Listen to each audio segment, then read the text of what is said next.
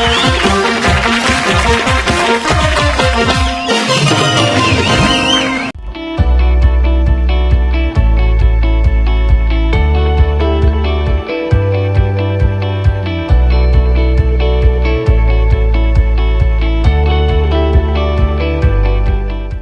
सारी चीजें ई और ऊ में चल रही, दादा स्टूडेंट, सारी चीजें ई और ऊ में चल रही।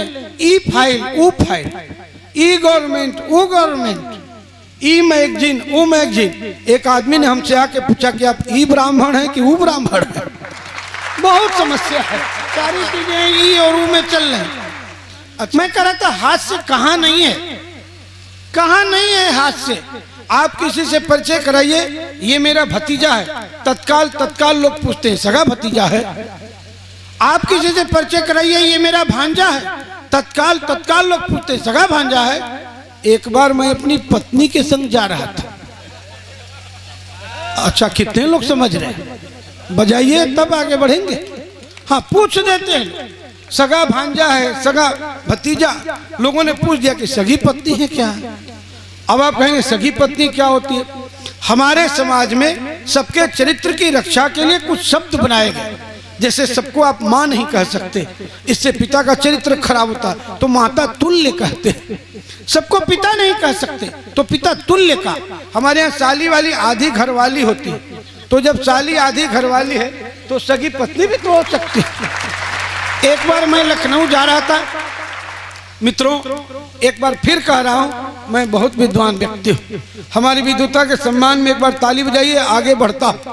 आप सब जानते हैं पति पत्नी के बीच में, दादा सुनिएगा, पति पत्नी मंच सुने, पति पत्नी के बीच में एक योजक चिन्ह होता है। दादा सुनेंगे, पति पत्नी के बीच में एक योजक चिन्ह होता है जिसे अंग्रेजी में हाइफन कहते हैं।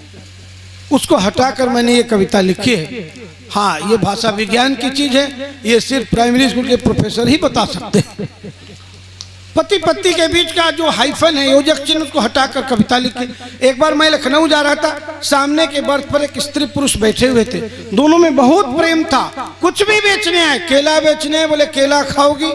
वो बोले आप खाएंगे तब खाएंगे। वो बोले तुम खाओगी तब खाएंगे। मूंगफली वाला है, बोले मूंगफली खाओगी? वो बोले आप खाएंगे तब खाएंगे। वो बोले तुम खाओगी तब खाएंगे। हमसे नहीं रहा गया, अक्सर हाथ से कवियों से नहीं रहा जाता। हमने कहा भाई साहब, आप लोगों में बहुत प्रेम है, आपके बीच रिश्ता क्या है? इतना प्रेम तो हमारी सगी पत्नी भी नहीं करती, आपके बीच रिश्ता क्या है? उसने जो जवाब दिया वो आपको कविता के अंत में प्राप्त होगा। सुनिएगा कि एक बार गाड़ी जब किसी स्टेशन पर थी खड़ी, अचानक मेरी नजर एक स्त्री पुरुष पर पड़ी। दोनों खुल्लम खुल्ला प्यार कर रहे थे, या यूं कहें अपने प्यार का सार्वजनिक इजहार कर रहे थे। तो यह देख मेरे मन में उठा बवाल। मैं पूछ बैठा उनसे ये सवाल, भाई साहब आप लोगों में बहुत प्रेम है, सहमति है, पर क्या सच में ये आपकी पत्नी और आप इनके पति हैं? यह सुन वो झल्लाया, अत्यंत जोरों से चेहरा बोला, तुमसे मतलब? मैंने कहा मतलब तो कोई खास नहीं है, बस आपके पति पत्नी होने का विश्वास नहीं है। पति पत्नी और इतना प्यार, उसका खुला इजहार हो ही नहीं सकता, नहीं हो सकता। आप सब बोलिए, आप क्या अपनी सगी पत्नी से रिक्शे पर प्यार करेंगे? नहीं कर सकते, चाहे ई रिक्शा हो चाहे ऊ रिक्शा हो। अच्छा, जब से ये ई रिक्शा चला ऊ रिक्शा गायब हो गया है। आज सारी चीजें ई और ऊ में चल रही, दादा स्टूडेंट, सारी चीजें ई और ऊ में चल रही। ई फाइल, ऊ फाइल, ई गवर्नमेंट, ऊ गवर्नमेंट, ई मैगजीन, ऊ मैगजीन। एक आदमी ने हमसे आके पूछा कि आप ई ब्राह्मण हैं कि ऊ ब्राह्मण हैं? बहुत समस्या है, सारी चीजें ई और ऊ में चल रही। अच्छा, हमने एक कुत्ता पोस लिया था। मैं मूलतः बिहार का रहने वाला, हम लोग कुत्ते को कुकुर कहता है। आप कुकुर समझते हैं ना? हमने कुत्ता पोस लिया। हमारे बाबूजी बहुत नाराज हुए, कहे मास्टर साहब हम आपके घर नहीं खाएंगे, आप कुकुर पोसे। हम अपने बाबूजी को समझाए कि बाबूजी ये ऊ कुकुर नहीं है, ये ई कुकुर है। बाबूजी ने कहा ई कुकुर क्या होता है? हमने कहा ऊ कुकुर गली में रहता है, ई कुकुर घर के अंदर रहता है।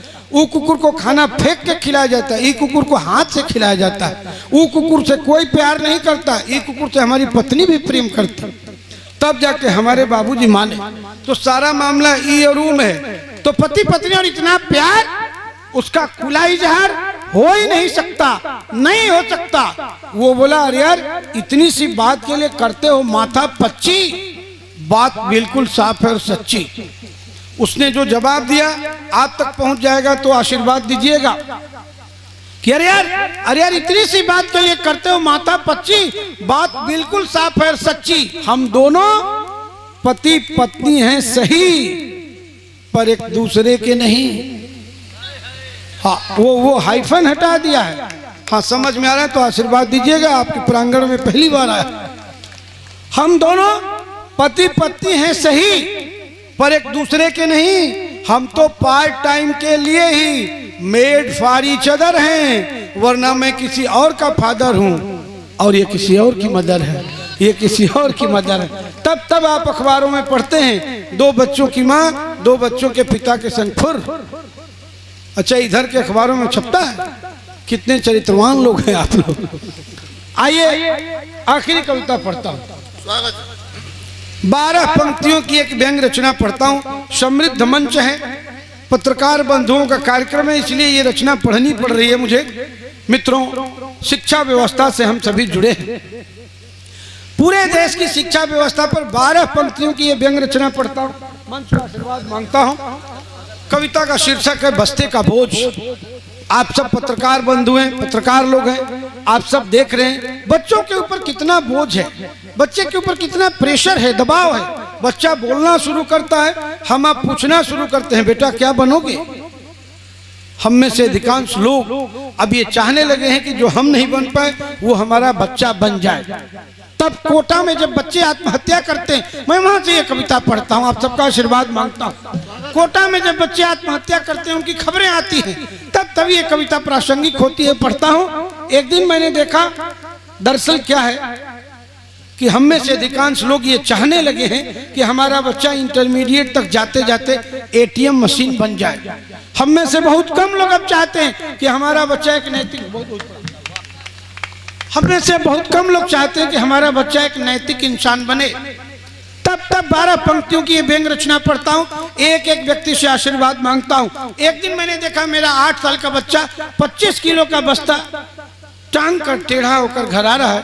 वहां से ये कविता लिखी, सुनिएगा कि भारी भरकम बस्ता कंधे पर लादे, स्कूल से लौटे थके मांदे एक बच्चे से मैंने पूछा बेटा किस कक्षा के विद्यार्थी हो।